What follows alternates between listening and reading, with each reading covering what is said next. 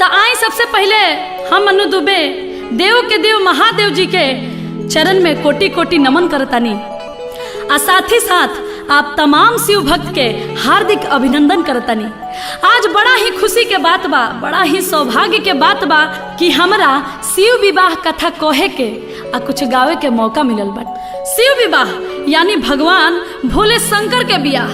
शिव मतलब सृष्टि, शिव में ही सृष्टि समाइल बा। तब भक्त लोग जे भी शिव के गुणगान करेला, शिव के ध्यान करेला, शिव के कथा सुनेला, ओकर ए सृष्टि से ए दुनिया से उद्धार हो जाला, ओकरा तृप्ति मिल जाला। त आए भक्त लोग ए संगीतमय शिव विवाह में हमार जे जे सहयोग कैले बा ओकर पात्र परिचय कराओ तनी। ई संगीतमय शिव विवाह कथा लिखले बानी आदरणीय आर पंकज जी, म्यूजिक से सजौले बानी लवली शर्मा जी, आ ई कथा के रिकॉर्ड कैले बानी आदरणीय कैलाश जी, मैक्स स्टूडियो दिल्ली। सहयोग कैले बानी हमार पापा जी श्री धर्मेंद्र दुबे जी, आ आशीर्वाद बा हमार गुरु जी आदरणीय पंडित रामेश्वर तिवारी जी के। जौना कथा के आप सबके बीच प्रस्तुत कर रहल बा भोजपुरी संगीत के सबसे बड़ कंपनी यानी वेव म्यूजिक कंपनी। तब प्रेम से बोलिए शंकर भगवान की।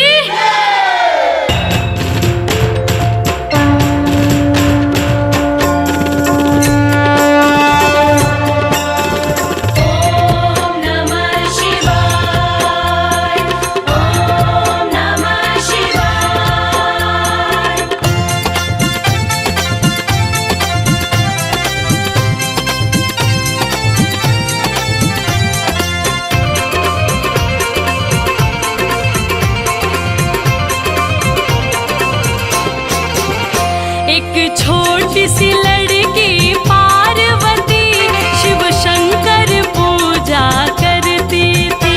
एक छोटी सी लड़की पार्वती शिव शंकर पूजा करती थी। एक छोटी सी लड़की पार्वती शिव शंकर पूजा करती थी। एक छोटी सी लड़की पार्वती शिव शंकर पूजा करती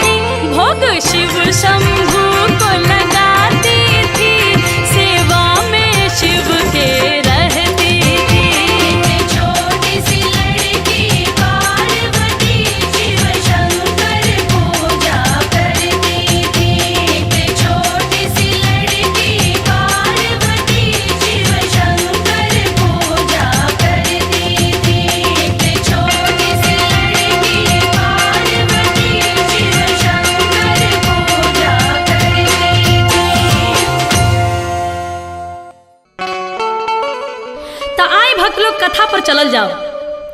राजा हिमांचल के पुत्री पार्वती अपन घर दुआर माई बाप सबके त्याग के जाके जंगल में शिव जी के पावे खातिर तपस्या करतरी। आ एने भगवान शिव शंकर 87,000 बरिस खातिर समाधि लगौले बनी। पार्वती के ऐसन घोर तपस्या देख के आ भगवान भोलेनाथ के समाधि में लीन देख के ब्रह्मा जी विष्णु जी सब देवी देवता परेशान हो गए। तब देवता लोग सोचे लागल कि अगर ये ध्यान ना टूटी और शादी ना जुटी तब इस सृष्टि के कल्याण कैसे होई। सब देवता लोग भगवान भोलेनाथ के जगावे खातिर प्रयास करे लागल, लेकिन डरे केहू लगे नहीं खे जात। अगर भगवान भोलेनाथ खिसिया गईले तब पूछी सब गड़बड़ बा। अब देखी ब्रह्मा जी विष्णु जी आ संगे संगे सब देवता लोग आपस में मिल के सलाह कई कि भोलेनाथ के ध्यान कैसे तुरल जाओ। तब ब्रह्मा जी कहनी कि ऐसन कठिन काम कामदेव ही कर सकता रे। अब देखी सब देवता लोग मिलके कामदेव के लगे जाता आ कामदेव से सब बात बतावता कि रउआ भगवान भोलेनाथ के तपस्या तूरी ना तो अनर्थ हो जाई। काहे से कि पार्वती भगवान भोलेनाथ के पावे खातिर जंगल में जाके तपस्या कर रहल बड़ी। अब देखी भक्त लोग कामदेव भी ई खतरनाक काम करे खातिर तैयार नहीं होत। कामदेव भी कहत रे ऐसन खतरनाक काम हमरा से ना होई। तब ब्रह्मा जी समझौनी ह कामदेव ई काम तोहरे करे के पड़ी, ना तो इस सृष्टि के कल्याण ना होई। अब देखी ब्रह्मा जी से आदेश पौला के बाद कामदेव भगवान भोलेनाथ के तपस्या तुरे खातिर सुंदर सुंदर अप्सरा लोग के भेजतानी, नर्तकी के भेजतानी आ कहतानी कि हे अप्सरा इतना सुंदर सोच संवर के जाके ओइजा नाचे के बा गावे के बा कि भगवान भोलेनाथ के ध्यान टूट जाओ। अब देखी अप्सरा लोग सोच संवर के भगवान भोलेनाथ के लगे गइल बा जहां भगवान समाधि लगौले बनी। अप्सरा लोग आपन आपन रूप कला आपन आपन सुंदरता आपन आपन मोहनी मंत्र से भगवान भोलेनाथ के जगावे की कोशिश करता, लेकिन भगवान भोलेनाथ टॉस से मौस नहीं होत। सारा अप्सरा लोग के बुद्धि फेल हो गइल बा।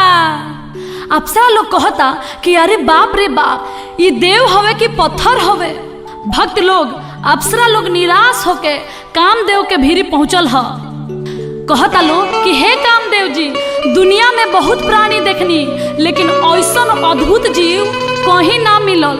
हमनी के इतना नचनी हसन गौनी हसन, लेकिन ओ बुढ़ऊ के मन ना डोलल ह। तो देखिए एगो कैसन गीत के भाव लागल।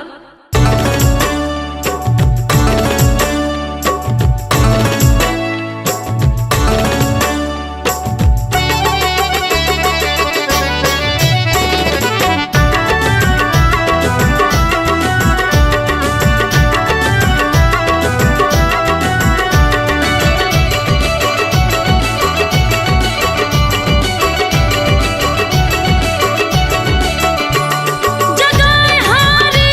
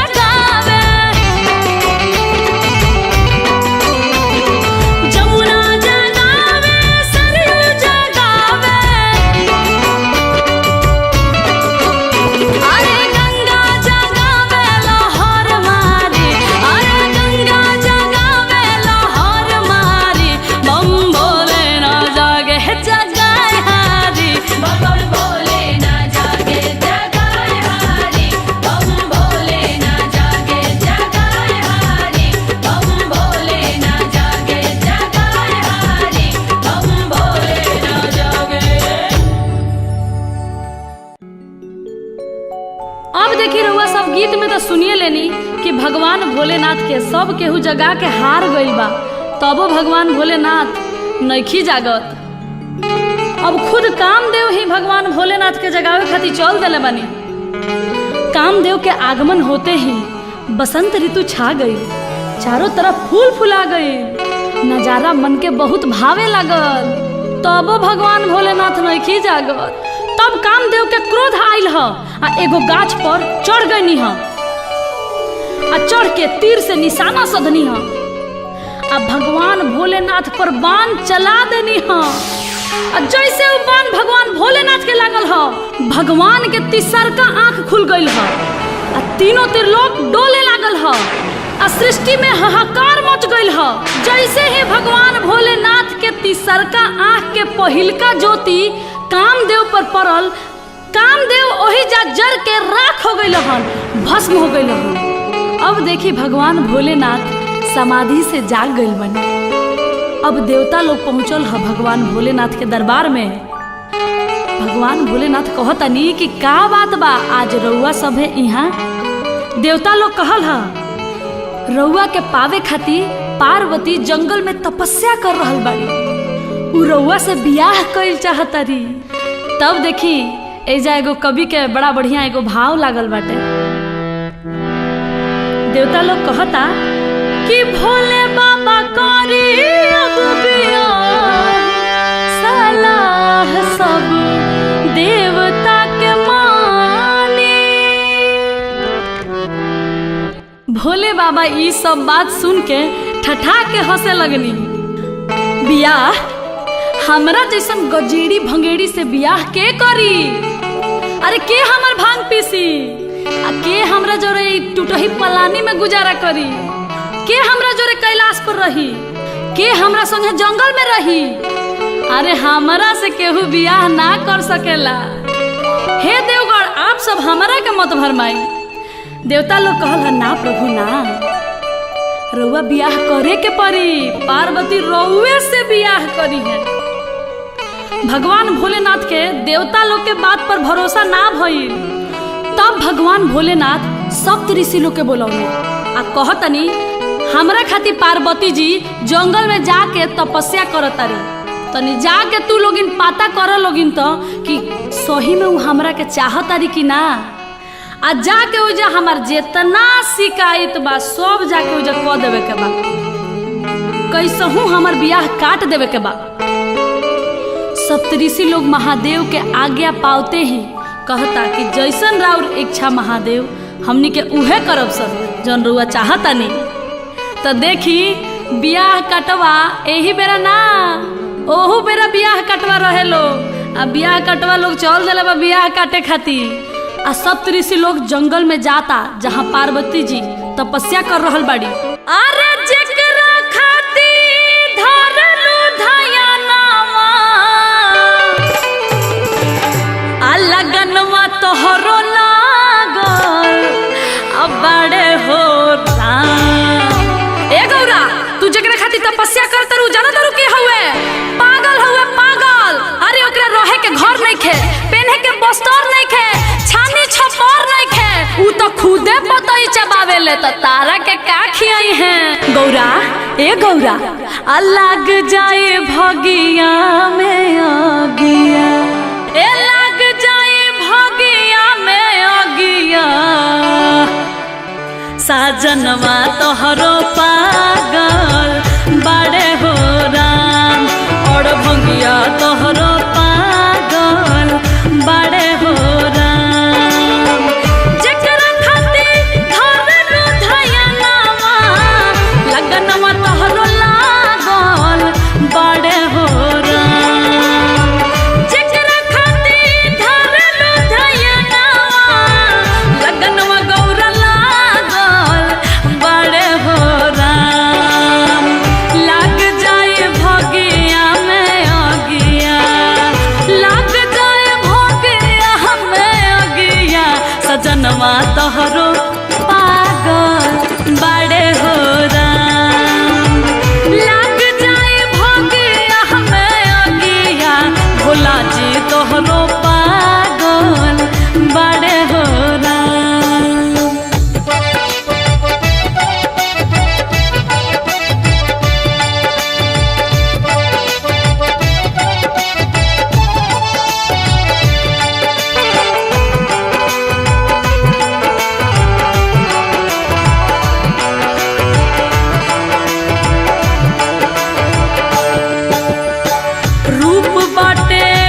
कुछ करिया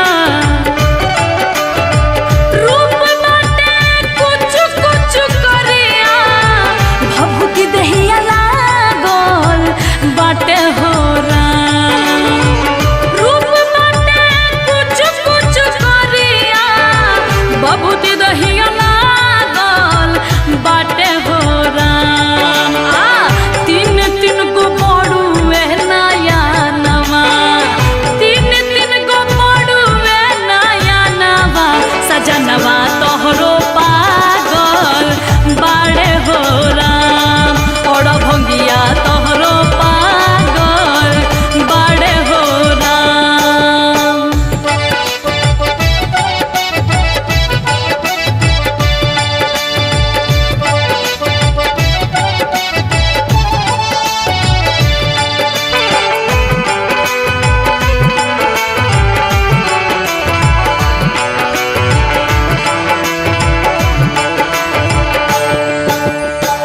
गरवा में झूले विष धारवा गरवा में झूले विष धारवा तो जब रूप साजल बड़े हो राम गरवा में झूले जगरवा तो जब रूप साजल बड़े हो राम बैला पला गल सनवा बसहा पला गल सनवा सजनवा तोहरो पागल बाड़े हो राम और भंगिया तोहरो पागल बाड़े हो राम। दू जना बियाह काट के थाक गइलो तब तीसरकू जना आगे आवता रे हटो लोगिन ई काम तारा लोगिन से ना होई ई हम ही करम। तब देखी तीसरकू जना का कहता रे कि पार्वती आँख खोलो आँख ना तो तहर जिंदगी नरक हो जाई नरक आ का उ बौराह के फेरा में पड़ल बाड़ू।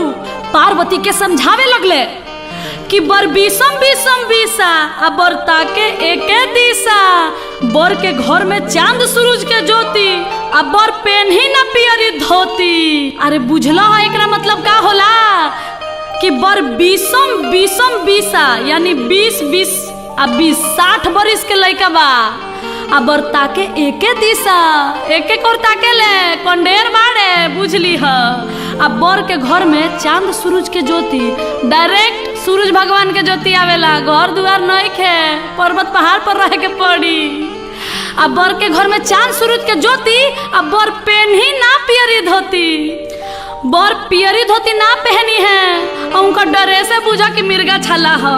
अरे समझ लू गौरा अरे तू राजा महाराजा के बेटी हो तू कोनो राजकुमार से बियाह कर तू आ का है बुढ़ऊ के फेरा में पड़ल बाड़ू। ई सब सुनला के बाद गौरा जी से बर्दाश्त ना भइल शंकर जी के शिकायत। तब कहतरी कि सुनी सदा मुनि रउआ सबके एजदाल ना गली रउआ सब टरी आ आपन आपन घर धरी हम करब उहे गजेड़िए से बियाह उहे जोगिया से बियाह करब।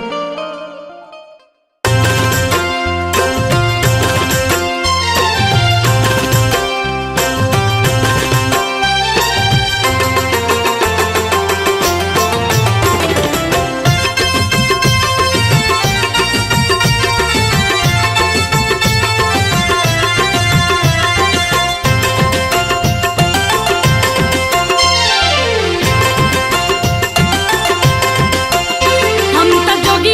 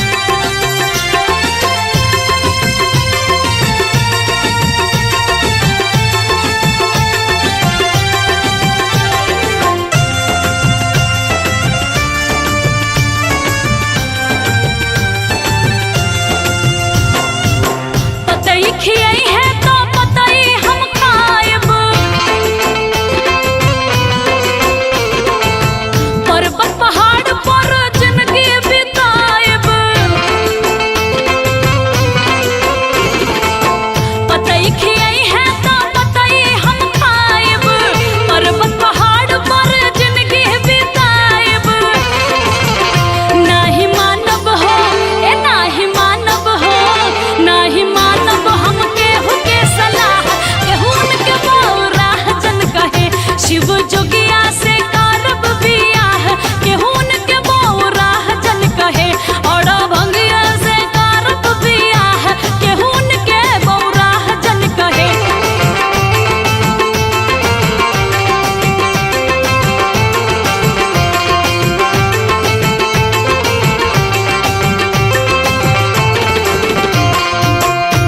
ई सब सुनला के बाद सब ऋषि लोग बूझ गइल कि ई बियाह हमनी से त ना कटी।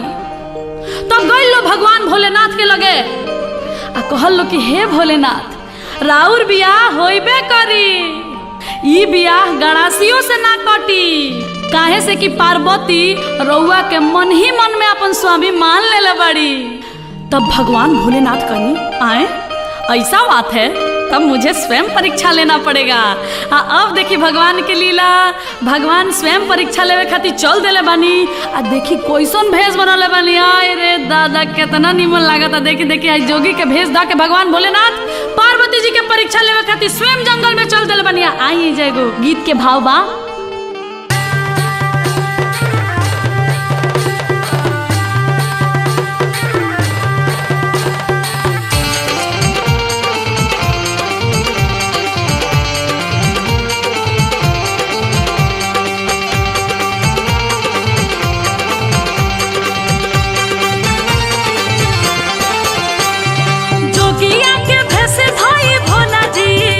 चल भइले बनवा, जोगिया के भेष धाई भोले बाबा चल भइले बनवा। ए जहाँ पार्वती पूजे शिव के धई के ध्यानवा, ए जहाँ पार्वती पूजे शिव के धई के ध्यानवा।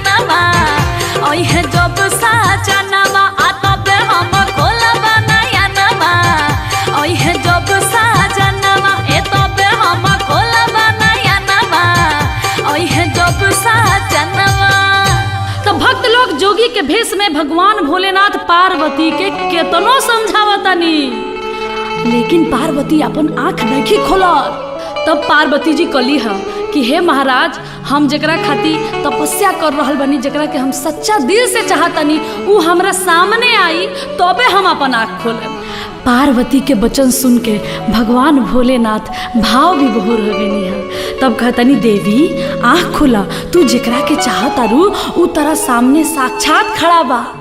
तब पार्वती आँख खोल ली है। आँख खोलते ही भगवान भोलेनाथ के साक्षात दर्शन पाके पार्वती धन्य हो गईली, भाव विभोर हो गईली। आ देखी भक्त लोग एजा शिव पार्वती के पहला मिलन होता। पार्वती भगवान भोलेनाथ के चरण में लिपट गईली, रूप निहारे लगली आ कहे लगली कि कैसे लोग रुआ के कहत रहे कि रुआ बौराह बानी, रुआ तो तीनों त्रिलोक से सुंदर बानी। तब देखी कवि के कैसन भाव लागता।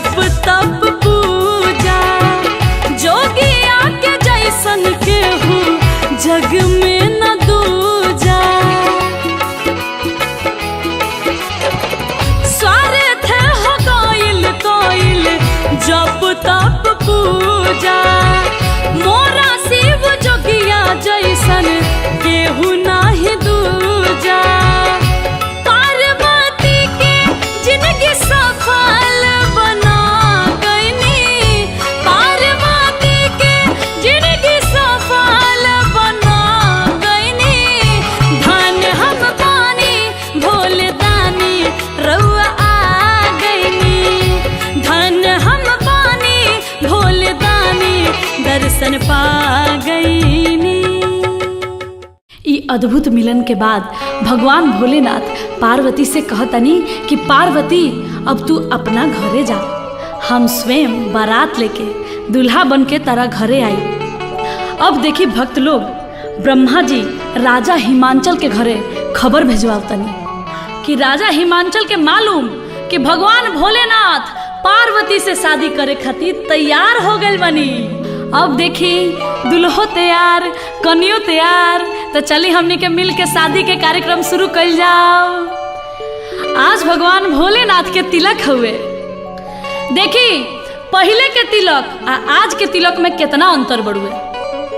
आज एगो तिलक में 500 आदमी जाता रहे, आ पतल आ पूरी के धुरकुस उड़ा देता रहे। लेकिन वो घड़ी ऐसा रिवाज ना रहे।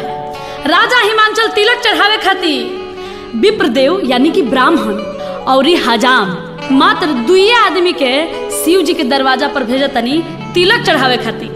आ तिलकहरू लोग जब आंगन में पहुंचता तो देखी हमनी के हिंदू धर्म में तिलक के बेरा एगो बड़ा बढ़िया गीत होला, आई सुनल जाओ।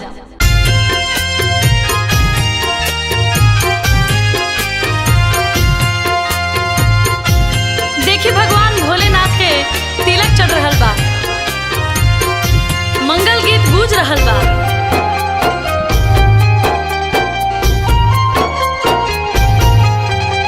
आज मोरा शिव जी के तिलक आयो, आज मोरा शिव जी के तिलक आयो।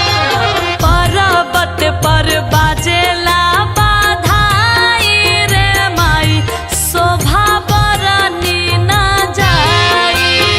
पर्वत पर बजेला बधाई रे माई, शोभा बरनी न जाई।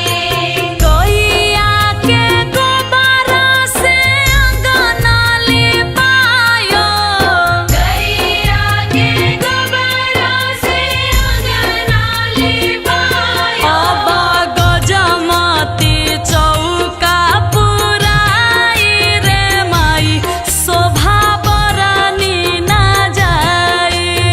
गजमती चौका पुराई रे माई, शोभा बरनी न जाई।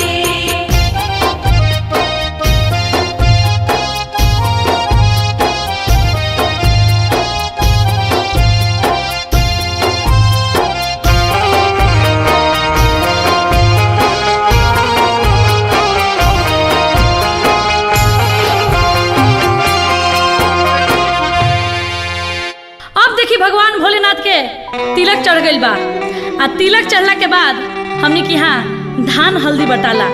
आ जब धान हल्दी बटा गई तब तिलकहरू लोग के विदाई से पहले हमने की यहाँ भोजन करावल जाला। आ जब तिलकहरू लोग भोजन करे खातिर बैठेला तब हमने की यहाँ माई बहिन चाची लोग मिल के जेवनार गावे। तो शिव जी के तिलक में भी देखी सब ऋषि लोग के औरत लोग मिल के जेवनार गावता। उ कैसे? ए सखी गावा गावा, गीत गावा लो।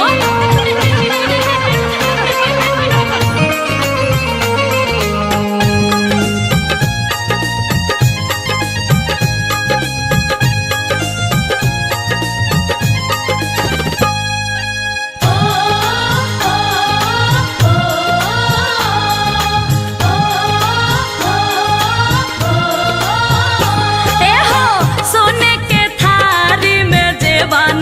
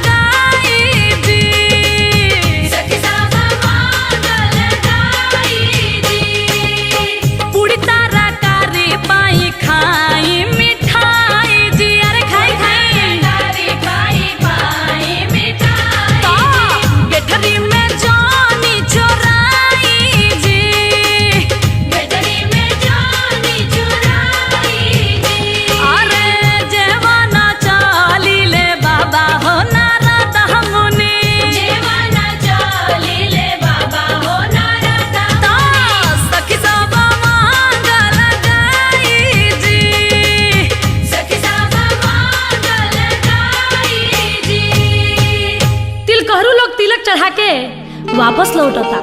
पार्वती के माई मैना रानी नारद बाबा से पूछली ह कि ए नारद बाबा बोर कैसन बा आ बोर के घर कैसन बा। तब नारद जी कहतनी पार्वती के माई मैना जी से, ए जी लइका तो ऐसन बड़ुआ कि ऐसन लइका दुनिया में कहीं नहीं खे, तीनों त्रिलोक में ऐसन कहीं बर नहीं खे। अरे लइका तो साक्षात त्रिलोकी नाथ हवे, भगवान भोलेनाथ हवे।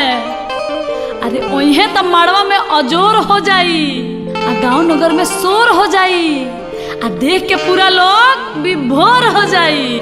आ घर के बारे में तो पूछबे मत करी, माने कि सब केहू उनके घर में रहेला। अब देखी दामाद के बड़ाई सुन के मैना रानी बहुत खुश हो गईली। आ राजा हिमांचल की यहाँ माड़ो गड़ाई के तैयारी होखे लगल। तो आई चाची माई बहनी हमनियों के मिल के माड़ो के गीत गावल जा।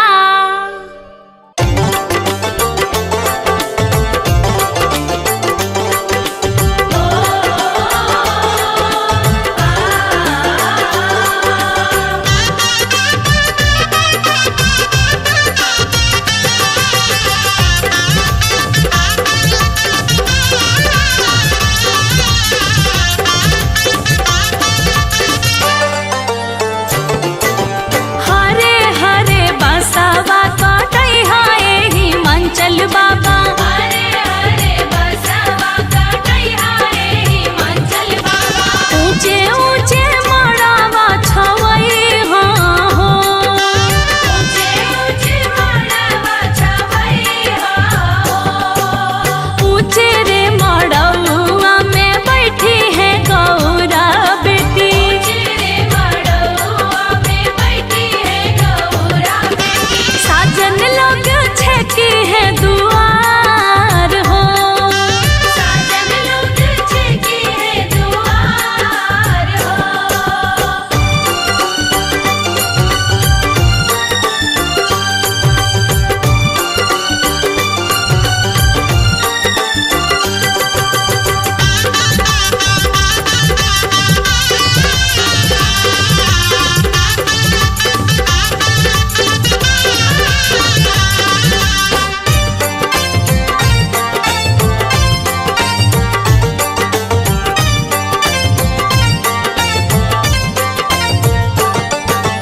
हरे हरे बसवा कटई हाय नारद बाबा। हरे हरे बसवा कटई हाय नारद बाबा।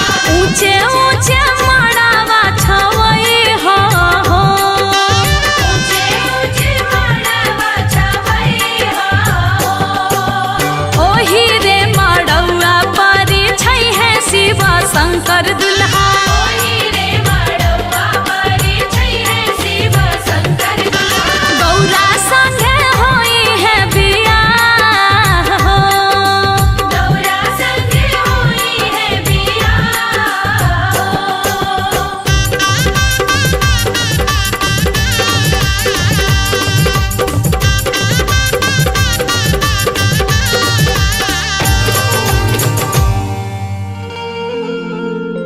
हाय देखी कितना सुंदर माड़ो गड़ाइल बा। माड़ो गड़ा गइल बा। आंगन में कुहार भाई कलसा लेके आ गइल बड़े। जौना कलसा में गंगा जल भर के ओकरा पर दीपक जलावल जाला आ ओही दीपक से मड़वा में अजोर होला। देखी हमने के यहाँ कोनो भी शुभ काम में कोनो चीज आवेला तो ओकर सबसे पहले परीक्षावन कइल जाला। जैसे कलसा के परीक्षावन होला, पीढ़ा के परीक्षावन होला। तब मैना रानी कलसा परीक्षे जाता रही आ कुहार भाई नेग मांगता रहे। तो एजा एगो गीत होला।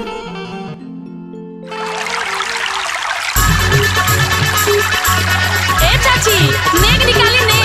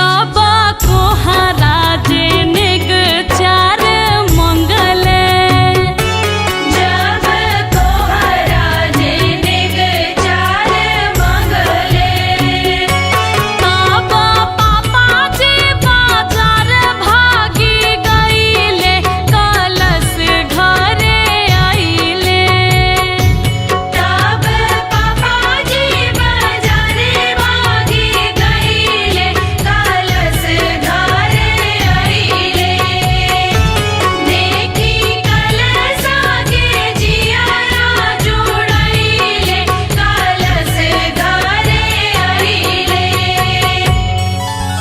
अब देखी माटी कोड़ाए यानी मटकोर के समय आ गइल बा। एने पार्वती जी की यहाँ माटी कोड़ाए के तैयारी हो रहल बा आ ओने कैलाश पर्वत पर भगवान भोलेनाथ के माटी कोड़ाए के तैयारी हो रहल बा। तो देखी एने भगवान भोलेनाथ की यहाँ उहे दिशा में माटी कोड़ाता जौना दिशा से भगवान भोलेनाथ के बारात हिमांचल राजा के द्वार पर जाई। आ देखी एने पार्वती जी की यहाँ भी माटी कोड़ाए के तैयारी हो रहल बा आ सखी सहेली लोग मिल के माटी कोड़े जाता उहे दिशा में जौना दिशा से भगवान भोलेनाथ के बारात द्वार पर आई। तो आई परंपरा के अनुसार सुनल जाओ एगो मटकोर के गीत।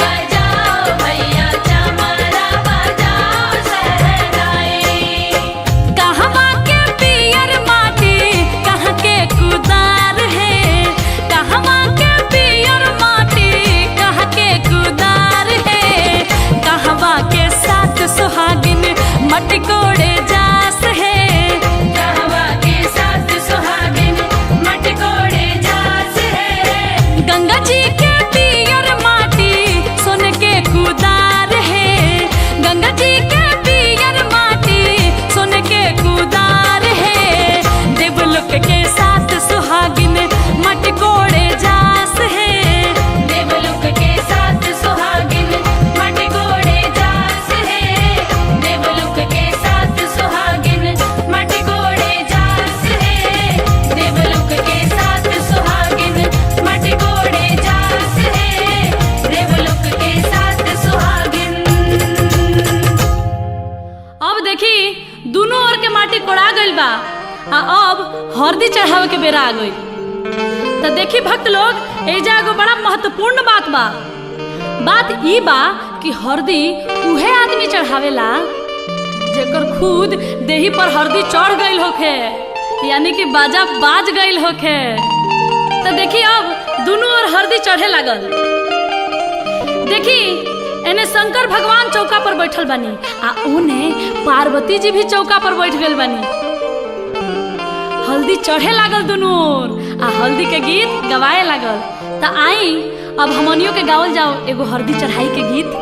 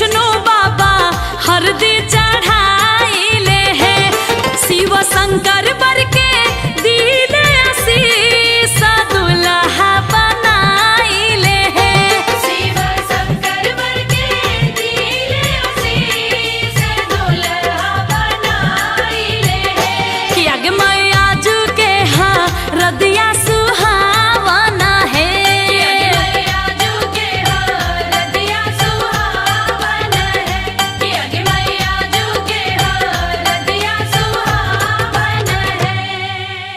अब देखी भगवान भोलेनाथ के हरदी चढ़ते ही चेहरा पर निखार आ गई, सांवर दुल्हा गोर लागे लगले। भगवान भोलेनाथ के चेहरा पर मुस्कान खिले लागल। ये दृश्य देख के सब देवी देवता मने मन बहुत खुश होता रहे। आज भगवान भोलेनाथ के बारात जाए आला बा, आ बारात जाए से पहले दुल्हा के नहवावन होला। तो देखी भगवान भोलेनाथ के भी नहवावन हो रहल बा। तो हमनी के यहाँ नहवावन पर एगो बड़ा नीमन गीत गावल जाला। तो आई सुनल जाओ एगो गीत। आगे माई बड़े बड़े बूंदावा परेला गाना आगे माई भोला भंगिया नहाले आंगना आगे माई आई छेलिया वाइन जवाइन कवना माना उनकर नजरी उतारेली सात सोहागिन ना। अब देखी भगवान भोलेनाथ ससुरारी जाए खातिर तैयार होके लगनी, सजे लगनी। कैसे श्रृंगार करतनी भगवान भोलेनाथ? गंगा का पार पर यानी कि जटा में गंगा, चंदा लीलार पर यानी कि लीलार पर चंद्रमा सजले बनी, कान में कुंडल के जगह बिच्छी झूलतिया, आ गर्दन में सांप के माला, देही में भभूत रमौले बानी, एक हाथ में त्रिशूल आ दोसर का हाथ में डमरू लेले बानी। आ बोर के पोशाक ना देखी, कमर में मिर्ग छाला लपेटले बानी। भोलेनाथ सज धज के अब चौका पर नहछो खाती बैठतानी। तो देखी एगो गीत कैसे बा। नोहा काटू नौआ रे अंगूरी जानी कटी है रे बढ़िया से नोहा नाही कटबे जे तोरा नेग नहीं मिली है रे। अब देखी भगवान भोलेनाथ के वही चौका पर चुमावन भइल ह। भगवान भोलेनाथ बसहा पर सवार होके बारात लेके निकलतानी। बसहा खुशी से झूम रहल बड़े।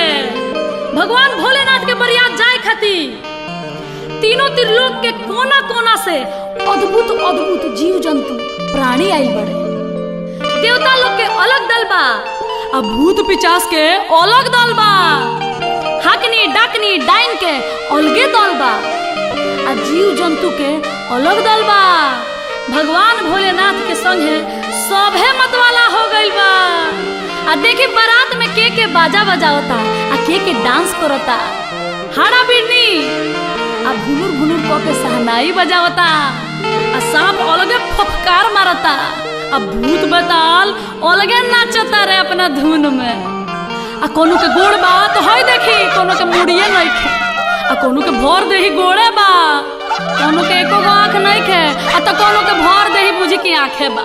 अब भगवान भोलेनाथ के बारात जौना रास्ता से जाता बुझी की रास्ता क्लियर बा, एको गो ट्रैफिक नइखे मिलत।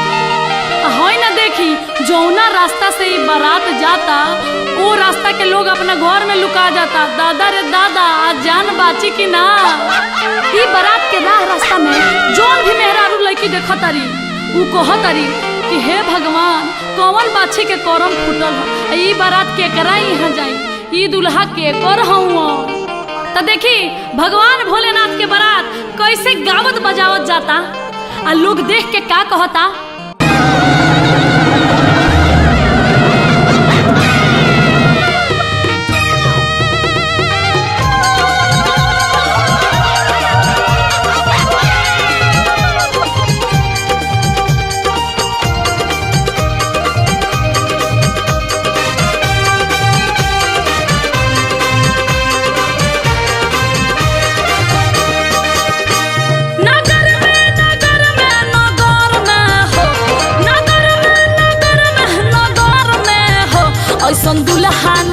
देखनी नगर में हो, ऐसन बर नहीं देखनी नगर में हो।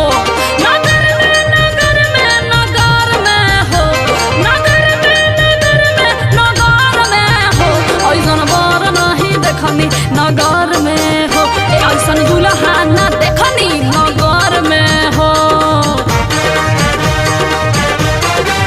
अरे बाप रे बाप, अरे ए सखी ई बाढ़ की पीपर हो।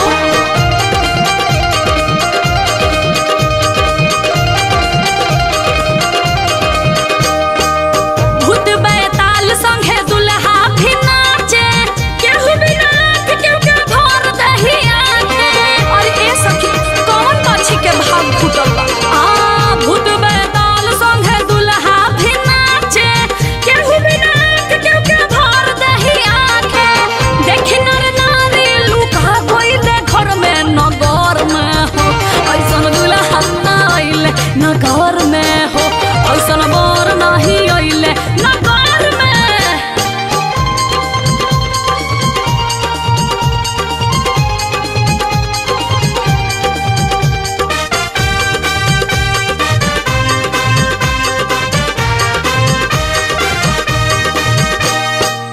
हड्डा अबिरनी बजावे सहनाई, टूड़िया लगा के बिछी नाचे रमाई।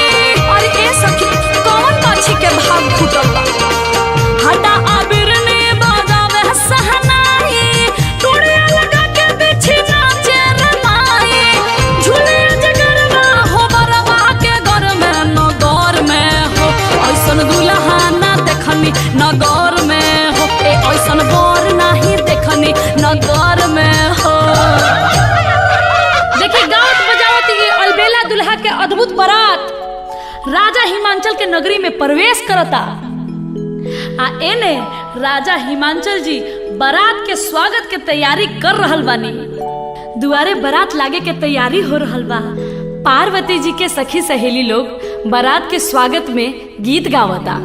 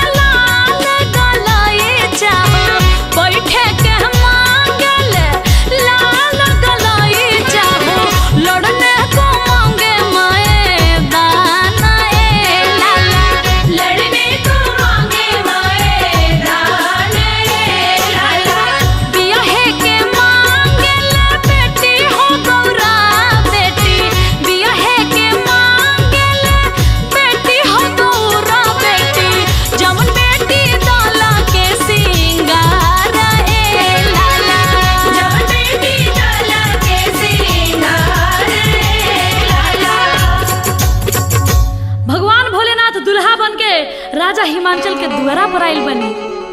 ऋषि मुनि पुरोहित लोग द्वार पूजा करावता। ओम मंगलम भगवान विष्णु मंगलम गरुड़ध्वजा मंगलम पुंडरीकाक्ष मंगलाय तनोहरि।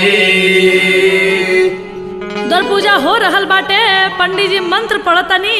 आ देखिए ना माई बहन लोग कैसन एगो सुंदर गीत गावता।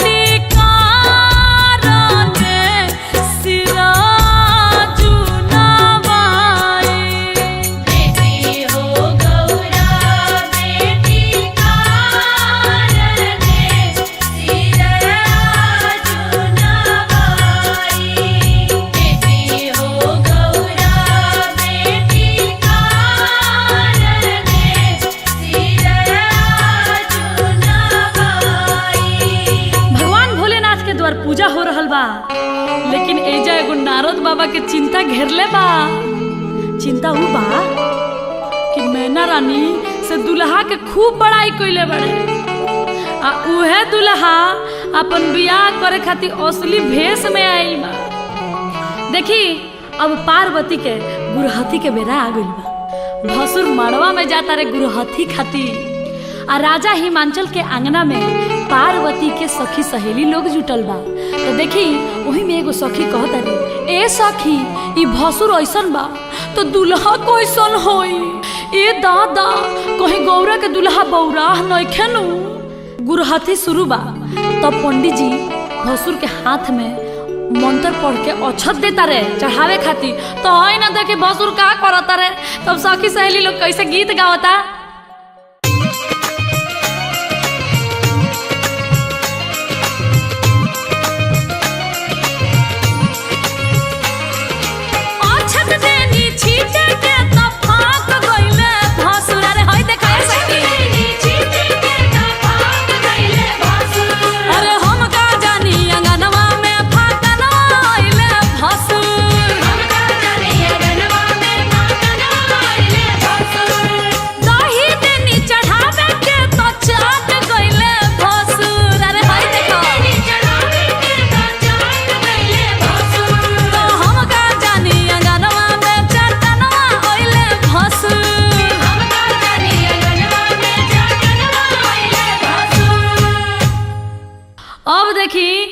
जौना बेरा के इंतजार रलो उहे बेरा आ गइल बा।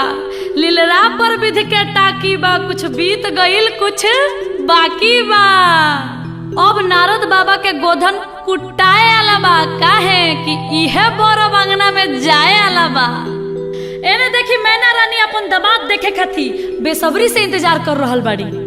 आखिर उ दामाद के कब देखेम जे तीनों त्रिलोक के मालिक हवे, जेकर इतना बड़ाई सुन ले बानी, जेकरा से हमार बेटी पार्वती के बियाह होके आला बा।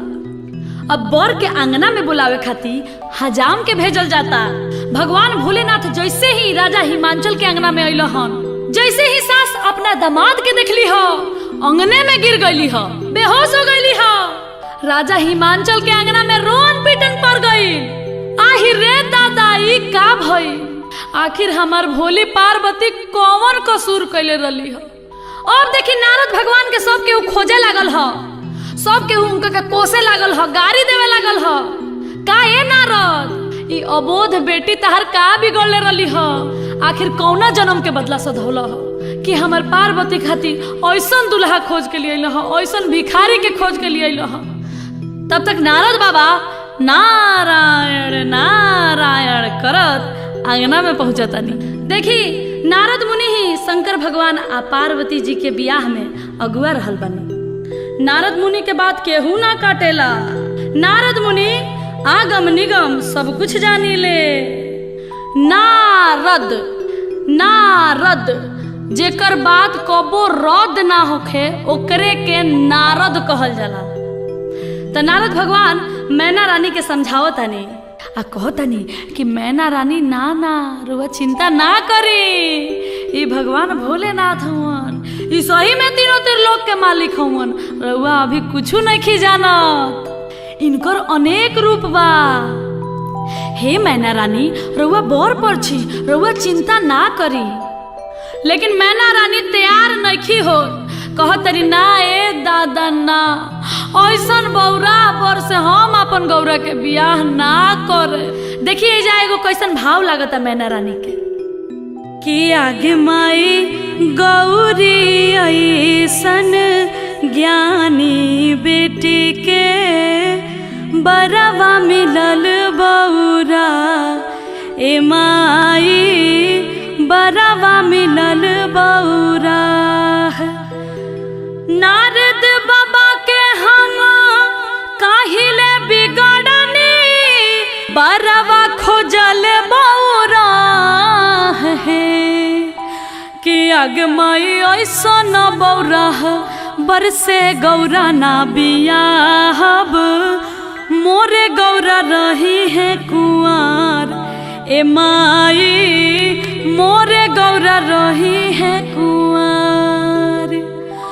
गौरा लेके डूबब हम, गौरा लेके गौरा लेके जाइबो पाताल है कि आगमाई ऐसा न बौरा बरसे गौरा ना बियाहब भले गौरा रही है कुंवार ए माई मोर गौरा रही है कुंवार। कसहु नारद भगवान मैना रानी के सखी सहेली लोग के समझा बुझा के आ माड़ो में लेके आओ तनी कि चली मतवा चली बर परछी बर राउर बहुत सुंदर बा। मैना रानी केहूँगा अपन दिल पर पत्थर रख के आ आंगना में आओ तरी। आंगना में अइला के बाद लोढ़ा लेले बाड़ी लेकिन मने मन में डरा तरी। तब पीछे से सखी सहेली लोग गीत गावता का कहता अरे हाय देखो ए सखी ये दुल्हा कैसन बा हो अरे ताको तारे पुरु त लौकता पछी गावलो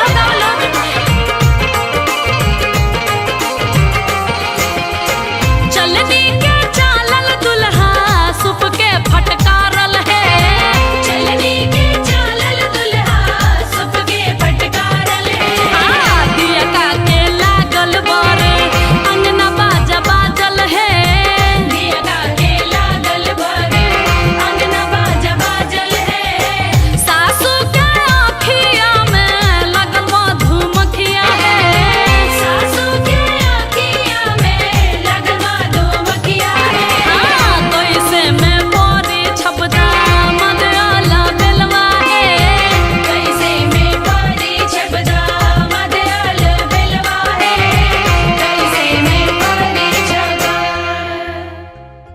आंगन में बर पर छा गइल बड़े। अब बर पर छैला के बाद अब पार्वती के मंडप में बुलावल जाता।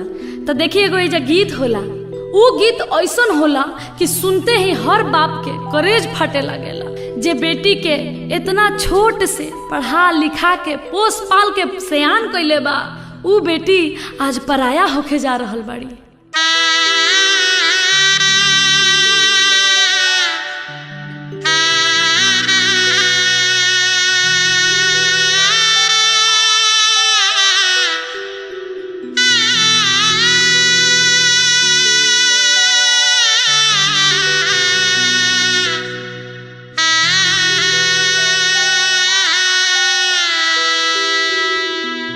काढ़ू नाही मांचल हो बाबा अपनी रे पुतरिया हमारो गौरा रे बेटी आँखी के रे पुतरिया दिनावा हरेलू हो बेटी आ भूखिया रे पियसिया रतिया हरेलू हो बेटी आ बाबा आखिरे निंदिया। पार्वती के मंडप में बुलावल जाता। कन्यादान और उस शादी के कार्यक्रम अब आगे बढ़ावल जाता। मंडप में एक तरफ शंकर भगवान बैठल बानी बीच में कलसा बा आ दूसरा तरफ पार्वती जी बैठल बानी। तब पार्वती जी मने मन शंकर भगवान से निहोरा करतनी कि हे शंकर भगवान हे भोलेनाथ रउआ तीनों त्रिलोक के मालिक हई रउआ इतना सुंदर तीनों त्रिलोक में केहू नहीं खे तब राउर शिकायत हमरा यहाँ होता हमरा तनको नीमन नहीं खे लागे। प्रभु कुछ विचार करी आपन भेष के बदली। पार्वती जी मने मने मुस्का के देखी का कहतरी कि कलसा के ओटे ओटे बोलेली गौरा दई आ राखी स्वामी लजिया हमार है आ तनिया सा रूपवा बदलती महादेव नैहर के लोग पतियाए हे स्वामी नैहर के लोग पतियाए। अब देखी कैसे चमत्कार होता कि अतने में रूपवा बदलनी महादेव चांदनियन चमके लीलार ए माई दुल्हा सुंदर सुकुमार। देखी पार्वती जी के विनती सुनते ही भगवान शिव शंकर भोलेनाथ अपन रूप बदल दिले बानी। आ रूप बदलला के बाद वहाँ ऐसा सुंदर दुल्हा तीनों त्रिलोक में कहीं नहीं खे। आ देखी मड़वा अजोर हो गई बाटे। भगवान भोलेनाथ आ पार्वती जी के ये अद्भुत जोड़ी देख के कलसा भी मने मन मुस्काता। एजा भी एगो गीत गावल जाला, कैसे?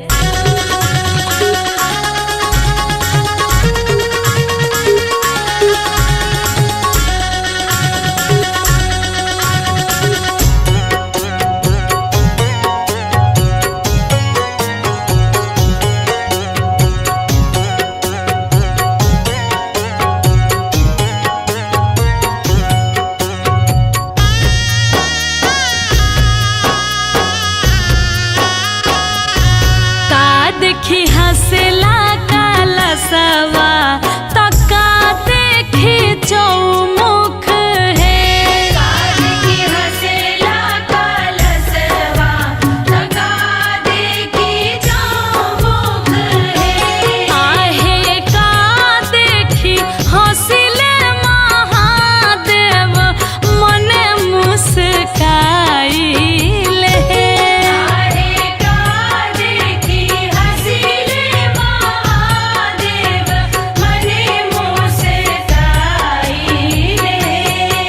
देखी हंसला कलसवा कलश देखी चौमुख है। आहे गौरा देखी हंसिले महादेव मने मुस्काई ले। गौरा देखी हंसिले महादेव मने मुस्काई ले।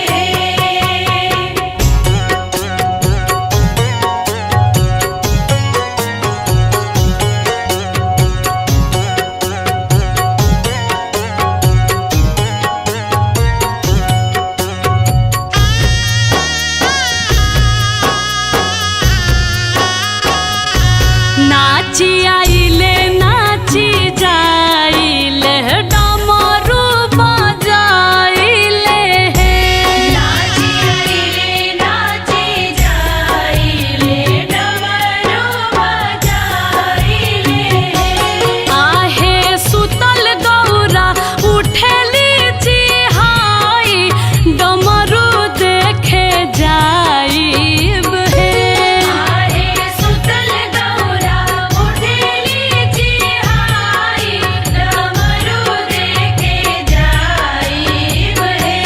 जन जाहुए गौरा जन जाहु डमरू देखे जन जाहु है। आहे सुनीले हब पापा जी तोहार त जाइब खिसियाई नुहे। आहे सुनीले अब पापा जी तोहार त जाइब खिसियाई नुहे। आहे सुनीले अब पापा जी तोहार त जाइब खिसियाई नुहे। अब दानों में महादान यानी कि कन्यादान के समय आ गई। कन्यादान ऐसा समय है जौना के देख के काठों के करेजा रोवे लागेला, पत्थरों के दिल पिघल जाला। आंगन में सभे भाव विभोर हो गइल बाटे, सबके करेजा फाटता, सबे डहक डहक के रोता। राजा हिमांचल पार्वती जी के अपना जांघा पर बैठल बानी। आज पार्वती पराया हो रहल बाड़ी। आज पार्वती के कन्यादान हो रहल बा। मन ही मन राजा हिमांचल कुहुक कुहुक के रोतनी। मैना जी के आंख से आंसू के धार बह रहल बा। आज बेटी पराया हो रहल बड़ी।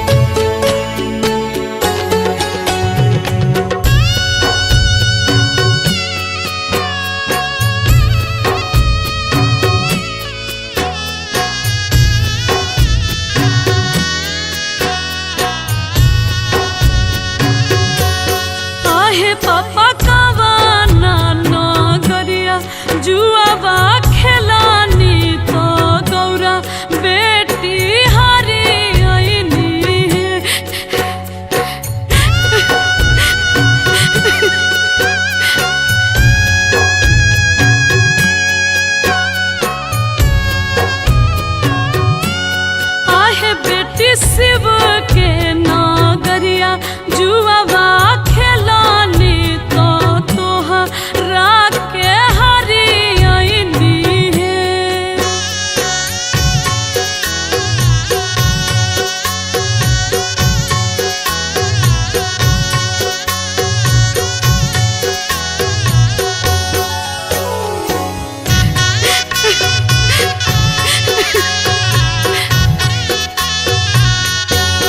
आहे पापा पुतावा पतोहिया काहे ना हरानी तो हमारा के हरियनी है।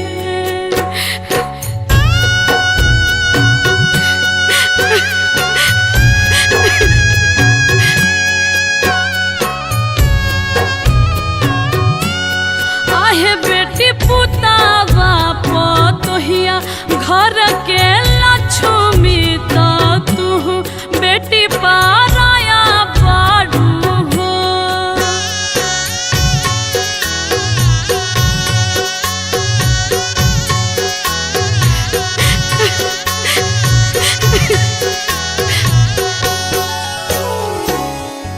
देखी कन्यादान महादान होवे। ई सौभाग्य जेकरा प्राप्त होला ओकरा मुक्ति मिल जाला। तब भक्त लोग हम भी रउआ सबसे निहोरा कर रहल बानी कि कन्यादान रउआ सब भी जरूर करब। अगर आपन बेटी ना होखे त केहू पराया के बेटी, केहू गरीब के बेटी, आपन भतीजी आ ना होखो तो आपन भगनी के कन्यादान जरूर करे के चाही। यही से मनुष्य के जीवन सफल होला। आई हमनी के परंपरा के अनुसार एगो औरी कन्यादान के गीत होला, ओकरा के सुन लिहल जाओ।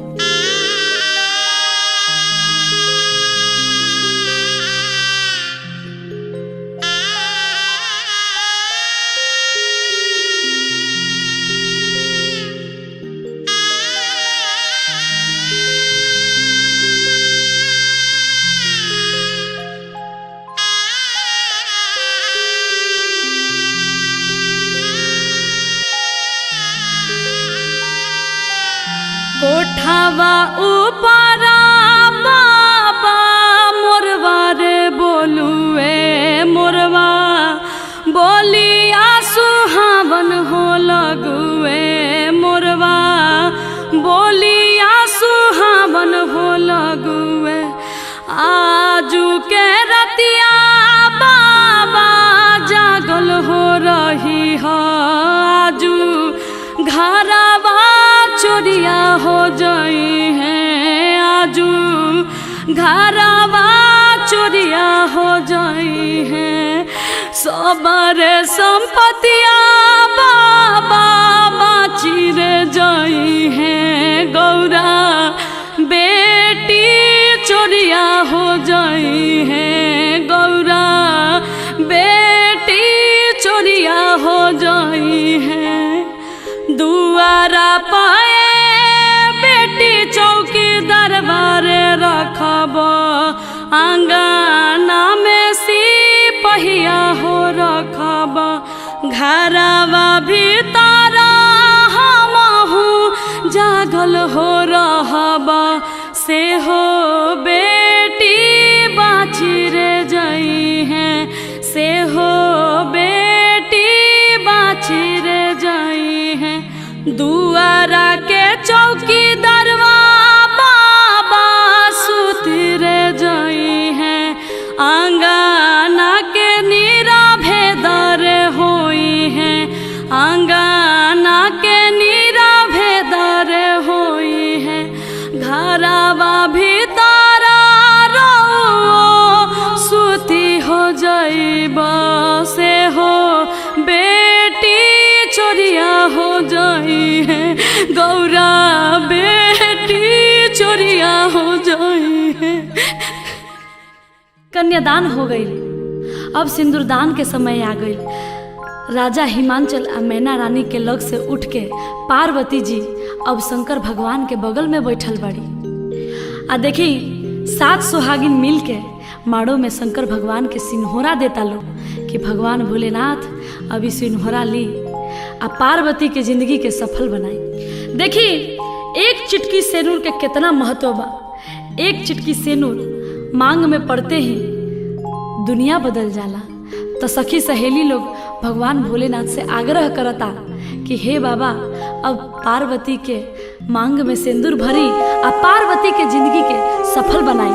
तब भोले बाबा सिंदूर दान कर रहल बनी, पार्वती के मांग में सिंदूर भरतनी आ सखी सहेली लोग गीत गावता। का गावता? हटिया के सिनुरा महंग भइले बाबा, चुनरी भइलन मोल है, चुटकी भर सिनुरा के कारण ये बाबा छोड़ी ले नगर तुहार है। हटिया के सिनुरा मांगाइब मोरे बेटी, चुनरी मांगाइब अनमोल है, चुटकी भर सिनुर के कारण ये बेटी छोड़ेलू नगर हमार है, छोड़ेलू नगर हमार है। अब भगवान भोलेनाथ और पार्वती जी के इज्जत शादी संपन्न हो गई। तब प्रेम से बोलिए शंकर पार्वती की हरा हरा महादेव। अब देखिए शादी के बाद दुल्हा दुल्हन के आशीष दिहल जाता, यानी कि चुमावन हो रहल बा।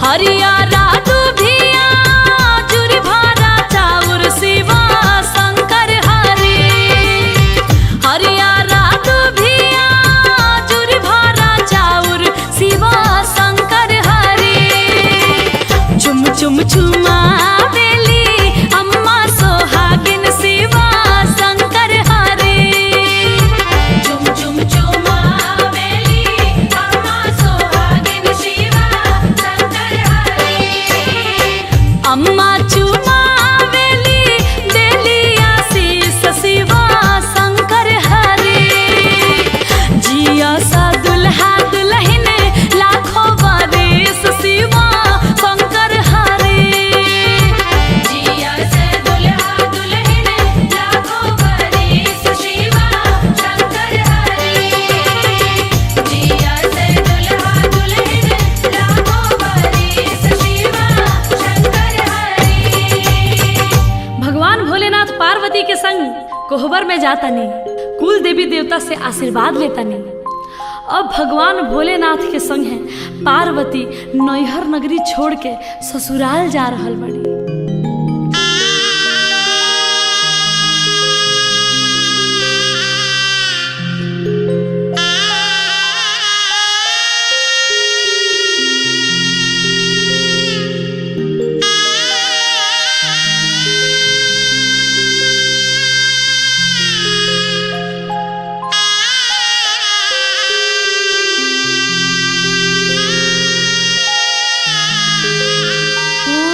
इच्छा